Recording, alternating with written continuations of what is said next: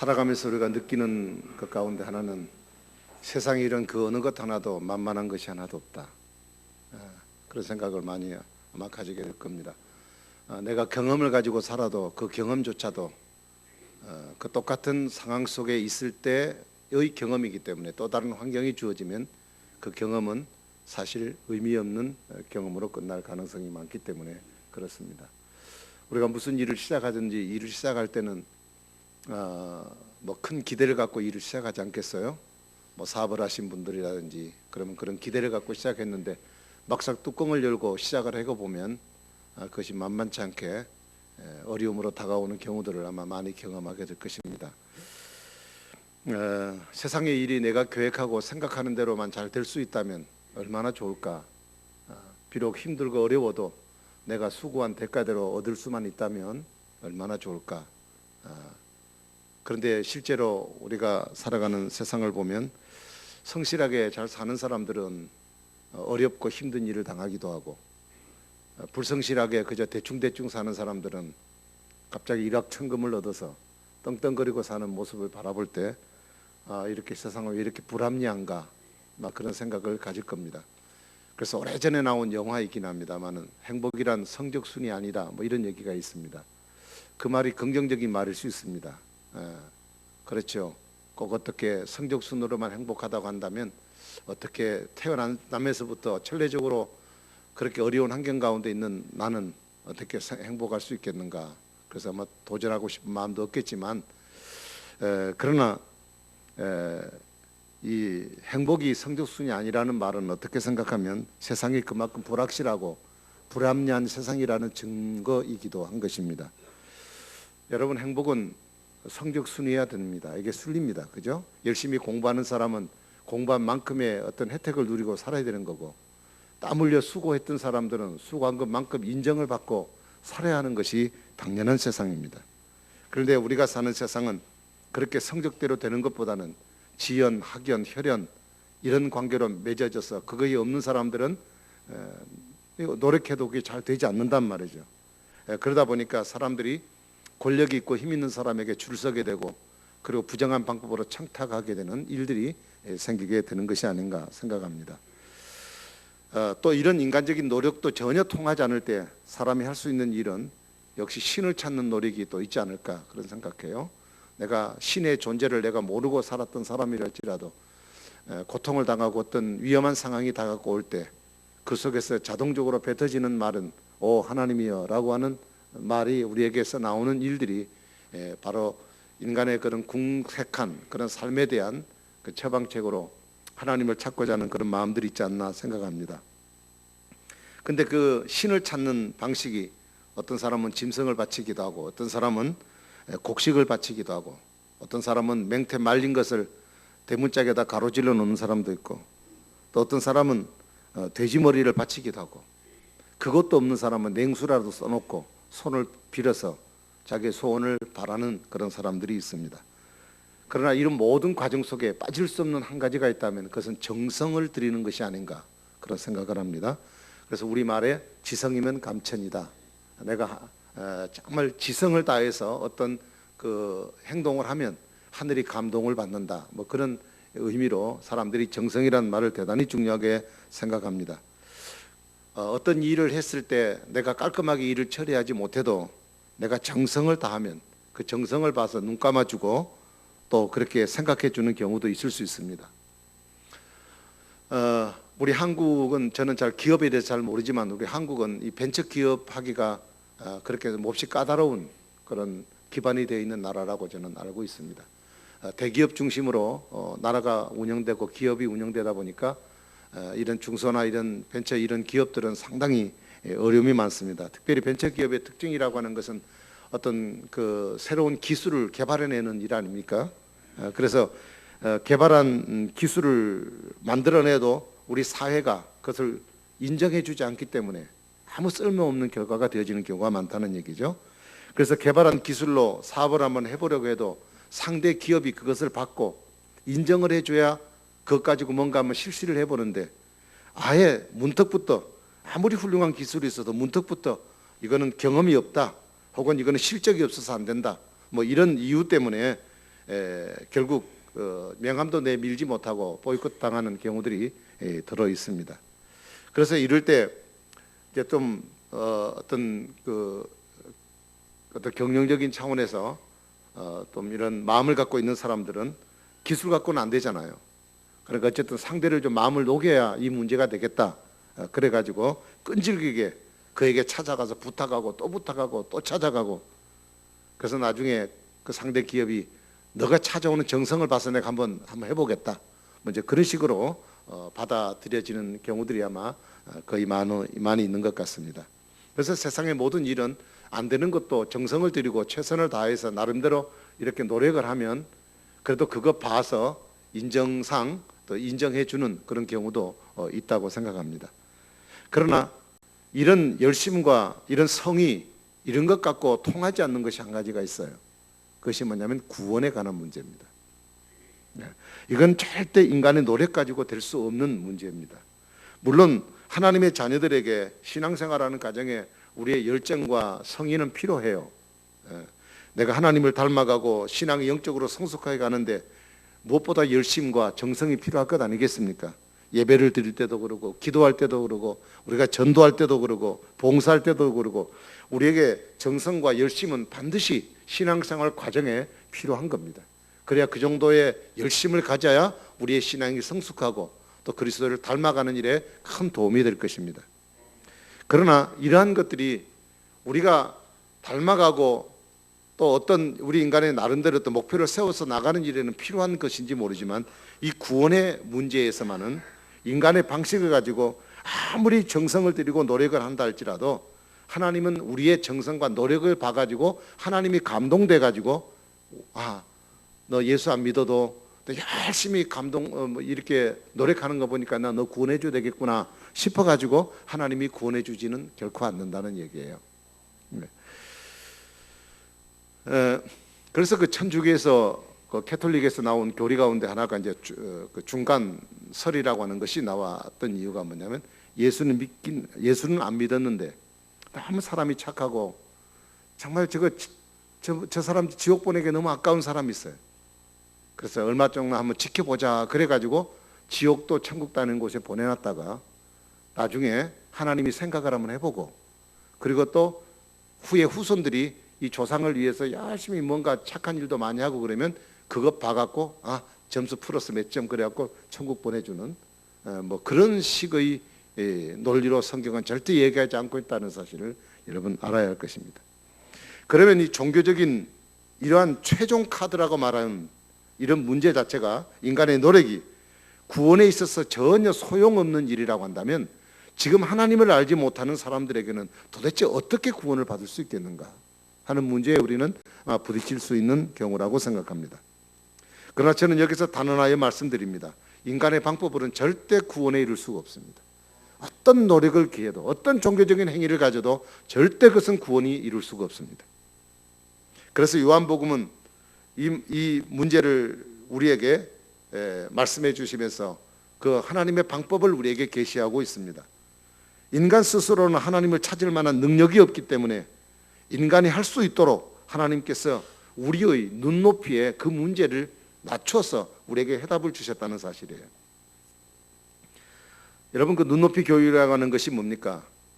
교육자의 실력에 과시하는 것이 아니라 피교육자의 수준에 맞춰서 교육하는 것이 눈높이 교육이잖아요.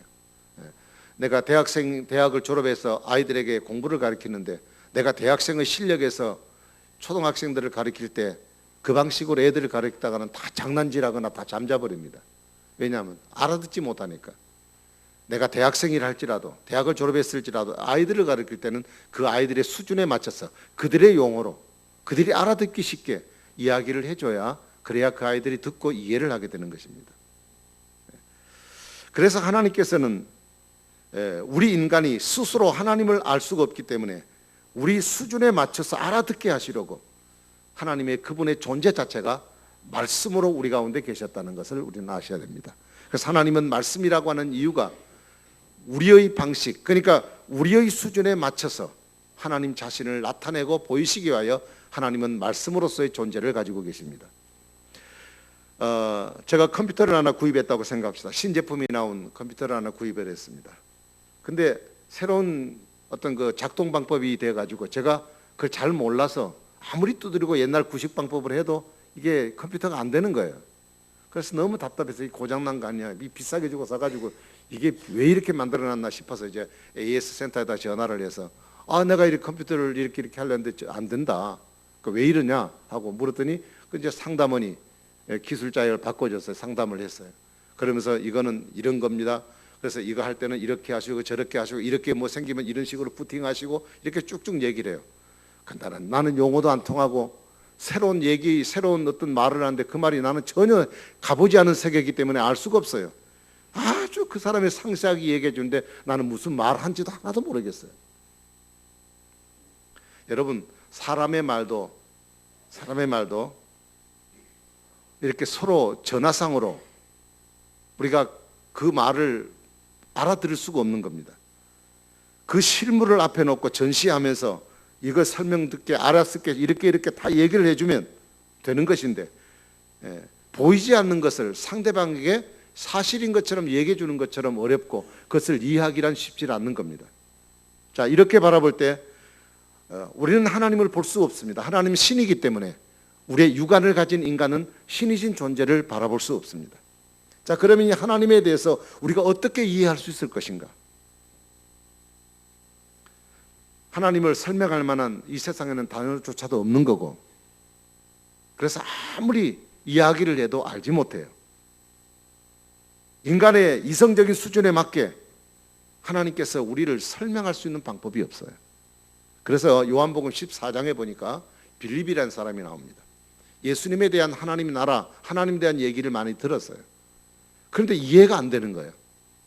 그래서 예수님께 그렇게 부탁해요. 우리에게 하나님을 좀 보여주시오. 그러면 믿겠습니다. 그렇죠. 하나님의 설명을 아무리 해도 인간의 용어를 가지고는 하나님을 설명할 길이 없고 그것이 이해가 안 되는 겁니다. 그래서 하나님이 우리가 하나님을 완전히 알지 못하는 우리들에게 하나님을 이해시키고 분명하게 하려고 취하신 방식이 오늘 요한복음을 통해서 말씀하신 것이면 이 땅에 오신 예수님, 바로 그분이 말씀이신 그분이 우리 가운데 오셨다고 말씀을 하셨어요.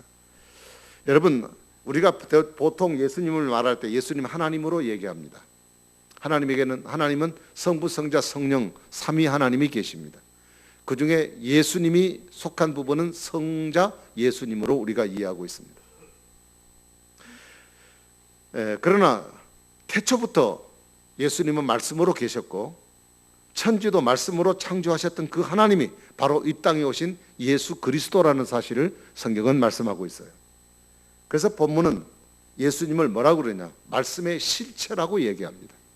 보이지 않는 하나님, 그분을 말씀으로 표현되시는 자신을 얘기하셨지만 그 보이지 않는 하나님에 대한 말씀의 실체가 바로 예수님이다. 그래서 예수님 그분을 우리에게 보내주셔서 예수님 자신이 말씀의 실체임을 보여주셨습니다. 하나님은 말씀으로 역사하셨고 말씀은 이제 세월이 되어나 2000년이 때가 되어 2000년 전에 오셨고 지금도 우리 안에 계시고 역사하시는 분, 바로 말씀 곧 자체가 예수님이라는 겁니다. 그래서 요한복음 1장 14절에 오늘 본문에 보니까 말씀이 육신되어 우리 가운데 거하심에 라고 말씀하셨습니다. 그러니까 말씀이 예수님이 되신 것이고 그 예수님이 생명의 전도자가 되셨고 구속자가 되셨다는 겁니다. 그래서 예수님은 하나님 말씀이라는 것은 하나님 그분의 특징을 설명하고 있는 내용이라고 볼 수 있습니다. 그러나 사실은 하나님은 말씀도 아니고 말씀이 또한 하나님도 아닙니다. 그런데 왜 하나님을 말씀이라고 하시느냐? 말씀이라고 하신 이유는 하나님이 피조된 인간과 교제하기 위해서 자신의 눈높이를 낮추시려고 말씀이라는 방법으로 자신을 취하신 겁니다. 그래서 하나님은 형체가 아닌 말씀으로 인간과 관계를 해오신 것입니다. 여러분, 타락하기 전에 아담이 에덴 동산에서 하나님과 교제했습니다. 그러나 하나님은 에덴 동산에서 죄가 없는 에덴 동산에서 아담과 하와가 있을 때도 하나님 자신의 형체를 나타내지 않으셨습니다. 말씀으로 교제하셨습니다. 그리고 구약의 성도들도 하나님의 형체를 발견하지 못했습니다. 오직 그들은 말씀으로 역사하시는 하나님을 알고 하나님을 느낄 수가 있었습니다. 그래서 말씀으로 세상에 오신 하나님은 오늘도 우리에게 말씀하시고 우리를 부르시고 또 우리를 늘 가까이 다가오시는 분이심을 알 수 있습니다. 그러므로 우리는 말씀이신 하나님과 교통하는 삶이 저와 여러분에게 있기를 간절히 바랍니다. 자, 교통한다는 말은 무슨 말일까요? 그분과 사귄다, 그분을 가까이 한다는 의미를 갖고 있습니다. 사귄다는 것은 사람이 사람을 사귀려면 한마디도 사귀지 않고 있으면 사람을 사귈 수가 없습니다. 저는 결혼하기 전에 그렇게 연애를 많이 해보지 못했습니다. 연애를 많이 해보지 못한 이유가 뭐 대시를 해오는 아가씨들은 들어 있는 것 같은데 안 이루어져요. 왜 안 이루어지냐? 말을 해야죠. 사람이 꺼다 놓으면, 데려다 놓으면 꺼다 놓으면 보릿자리요. 여자가 말을 할 수 있나요? 남자가 이렇쿵 저렇쿵 얘기를 하고 리드를 해야 되는데 꺼다 놓으면 아무 말도 하지 않고 가만히 있는 거예요. 그러니까 이게 뭐 아무리 좋은 사람이라고 소개받고 와도 만나고 보니까 이게 말도 안 하니 이게 어떻게 살아요, 답답해서. 그래서 이게 성사가 안 되더라고. 그래서 나 너무 감사한 것은 전도사님들은 옛날에, 지금은 좀 그런데 옛날에는 전사님들을 굉장히 좋아했습니다. 그래가지고 목회자 되는, 사모 되는 걸 되게 좋아했어요. 그래서 전도사 되면 뭐랄까요, 재료거리가 다 떨어져요. 그러니까 누가 다 낚아채가는지 몰라. 그런데 감사한 것은 제가 그런 스캔들에 한 번도 걸리지 않았다는 거예요. 왜 안 걸리냐? 제 태생이 안 걸리게 돼버렸어요. 그래서 이렇게 잘 사귀려면 뭐가 필요하냐면 이 말을 잘해야 돼요. 말을. 근데 잘 사귀는 사람들 보면요, 말을 잘해요. 근데 가만히 들어보면 중요한 말보다는 영양가 없는 말이에요. 실제로 말을 되게 잘하고 막 이렇게 사귐을 갖고 막 하는 사람이 있죠. 제가 볼 때 쓰잘데없는 얘기만 하고 있어요. 저는 할 말만 하고 중요한 말, 꼭 해야 될 말만 하고 끝나는 거지, 더 이상 하는 건 사람이 이상하게 느껴지는 거예요. 제 성격이. 왜 저리 쓸데없는 얘기를 저렇게 하나, 사람이 주책도 없이 저래서 하나. 그런데 그렇게 연애를 잘하고 말 잘하는 사람은요, 중요한 말을 잘해서 연애를 잘하는 게 아니라 쓸데없는 말을 잘하는 거예요. 그러니까 말을 자꾸 하다 보는데 그 말이 듣는 사람이 진짜 말처럼 재미있고 들으면 실증도 안 나고 그래요. 그러면서 가까워지고 정이 들어서 나중에는 헤어지지 않게 되더라고요. 제가 이런 말씀을 드린 이유는 뭐냐? 여러분, 우리가 주님과 가까이 사귀는 것은 주님과 말씀을 많이 해야 돼요. 많이 해야 돼요. 우리가 뭘 통해서? 하나님 말씀을 통해 묵상하고 말씀 속에서 주님을 만나는 그런 말씀 안에서 삶의 교제가 늘 우리 속에 있어져야, 그래야 주님과 가까워지고 말씀을 통해 우리야 주님과 친해지는 관계를 형성할 수가 있는 겁니다. 자, 이렇게 말씀으로 계셨던 하나님께서 이제 말씀이신 그분이 육신을 입고 우리와 같은 육체를 입고 이 땅에 오셨습니다. 자, 사람이 구원을 받는 길에 있어서, 구원을 받는 일에 있어서 가장 큰 장애물이 뭔지 아십니까? 큰 장애물은 윤리입니다. 윤리 도덕입니다. 물론 우리가 윤리와 도덕이라는 것은 하나님께서 우리에게 하나님을 닮아가도록 주신 지식이긴 하지만 하나님을 믿지 못한 사람들에게는 이것이 하나님께 가까이 가는 길에 굉장히 큰 방해예요. 왜냐하면 그 사람들은 하나님을 모르고 삽니다. 근데 내가 바르게 살고 정직하게 살고 양심이 가책이 없이 인생을 살아가면 나는 천국 간다, 이 오해를 하는 것입니다. 그래서 예수를 안 믿으려고 그래요. 여러분 전도해 보시면 알지만 예수 안 믿으려는 사람이 정말 착하고 도덕적으로 윤리적으로 바로 살리는 사람은 예수를 안 믿으려고 그래요. 근데 조금 못되게 굴고 사람들에게 조금 좀 이렇게 이상하고 이런 사람들은 복음 받아들이는 게 쉽게 받아들여요. 왜 그런 문제가 생기냐? 나는 예수 안 믿어, 나는 원래 착한 사람이라서 나는 천국 갈 수 있다고, 그렇게 오해를 하고 있는 거예요. 그래서 여러분, 하나님의 자녀가 되는 것은 윤리적으로 되는 게 아니에요. 하나님의 자녀가 되는 것은 내가 성실하고 진실하게 살았다고 천국 가는 게 절대 아니라는 말이에요. 여러분, 죄성을 가진 우리 인간이 살면 얼마나 내가 윤리의식 가지고 바르게 살 수 있겠습니까? 때로는 내 자신이 나 자신에서 가혹하리만큼 내 인간적인 육체적 욕구를 제어하고 그리고 내가 욕심을 부리지 않고 바르게 살아보려고 노력하는 것, 그렇게 애를 쓰면 다른 사람보다 좀 윤리적으로 나아진 사람이 될 수 있습니다. 그러나 하나님께서 나를 구원해 주실 만큼의 충족한 단계는 이르지 못합니다. 왜요? 사람은 부족하고 약하기 때문에 하나님이 주신 윤리와 법도를 지킬 수 있는 능력이 없습니다. 그래서 사람의 노력으로나 율법으로는 절대 구원을 받을 수가 없어요. 그래서 이 구원의 문제는 절대 그것으로 해결될 문제가 아니라는 겁니다. 그래서 하나님이, 말씀이신 하나님이 인간의 몸을 입고 이 땅에 오셔서 하나님을 보여주시고 설명하시고, 그리고 구원의 바른 도리가 무엇인가를 가르쳐 주셨습니다. 그래서 14절의 말씀을 보시면, 말씀이 육신이 되어 우리 가운데 거하심에, 말씀이신, 말씀으로 교제하셨던 그 말씀이신 그분이 우리처럼 육신의 몸을 입고 육신이 되어서 우리 가운데 오셨어요. 근데 우리가 그분을 보니, 그의 영광을 보니 아버지의 독생자의 영광이다, 하나님의 영광이다. 근데 그 영광에 은혜와 진리가 충만하다. 사람의 몸으로 오신 분이신데, 분명히 사람을 입은 형상을 가진 분이신데, 그분을 바라보니 그분에게는 하나님의 영광이 있는, 그래서 그분은 하나님이신 것이 나타나지는 삶을 살았던 그분으로 성경은 표현하고 있습니다. 그래서 우리에게 보게 하시고 들을 수 있도록 하나님은 자신을 표현하셨습니다. 그것이 바로 독생자 예수님이 우리의 몸을 입고, 사람의 몸을 입고 이 땅에 오심이었습니다. 여러분, 과거 이스라엘 백성들은 우상 숭배하고 하나님을 거역했을 때는 하나님의 영광이 그들에게 떠났어요. 사울 왕의 아들이, 사울 왕의 손자가 이가봇이라는 손자가 있습니다. 어머니가 아이를 낳다가 엄마가 죽고 이 아이가 태어납니다. 사생자가 되죠. 그런데 이 아이의 이름을 이가봇이라고 그랬어요. 이가봇이란 말이 하나님의 영광이 떠났다는 뜻이에요. 하나님을 우상 숭배하고 하나님을 거역했으니까 이스라엘은 하나님을 떠났어요.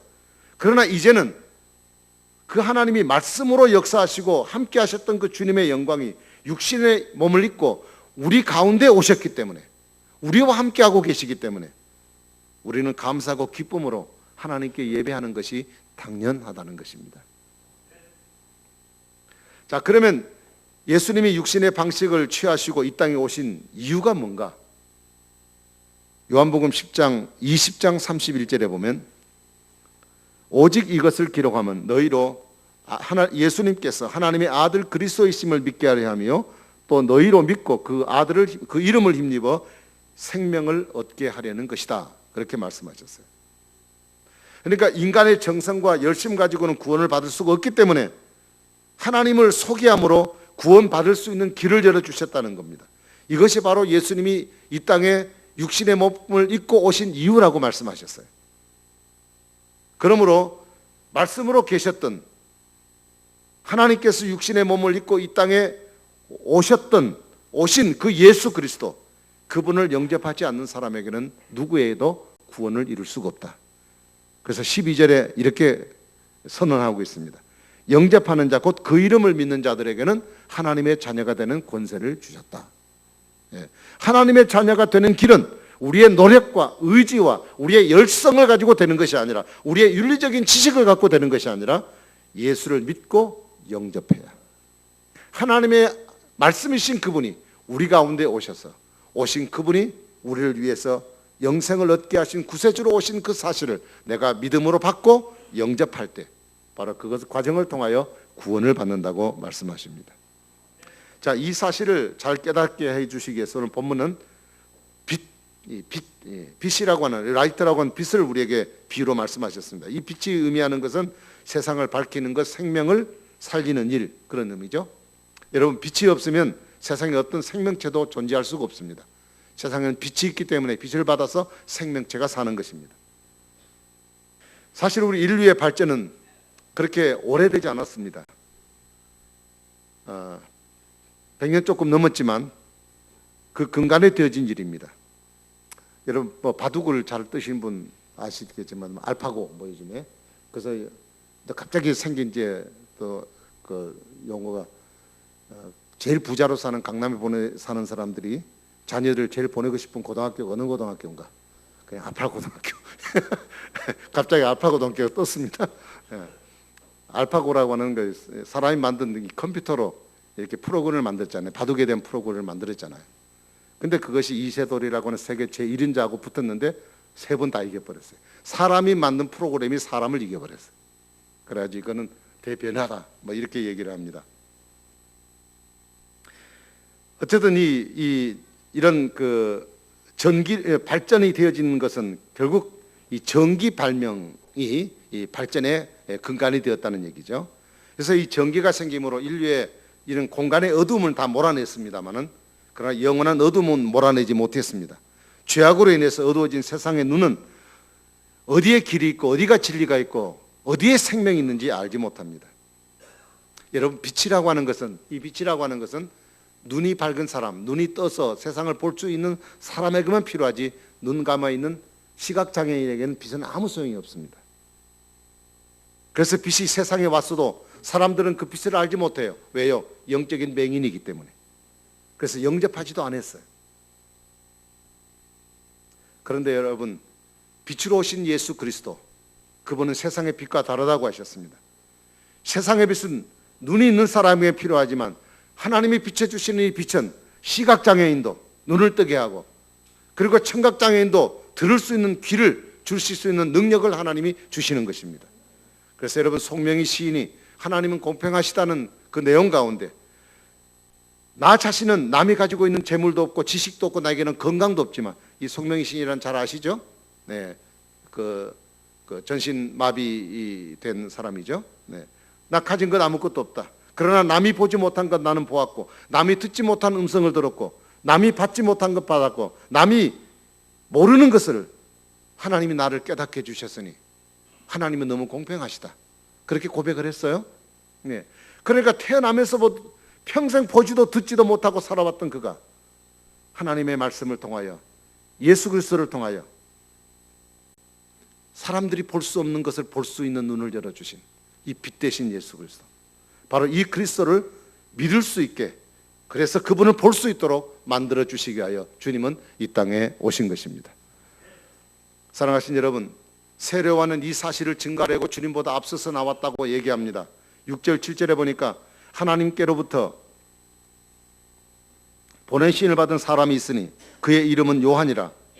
그가 증언하러 왔으니 곧 빛에 대하여 증언하고 모든 사람이 자기로 말미암아 믿게 하리 함이라. 그렇게 말씀하셨습니다. 누구를 믿게 하려고요? 예수 그리스도, 말씀이신 그분이 육신의 몸을 입고 오신 예수 그리스도, 그분을 믿게 하려고 바울은 그들을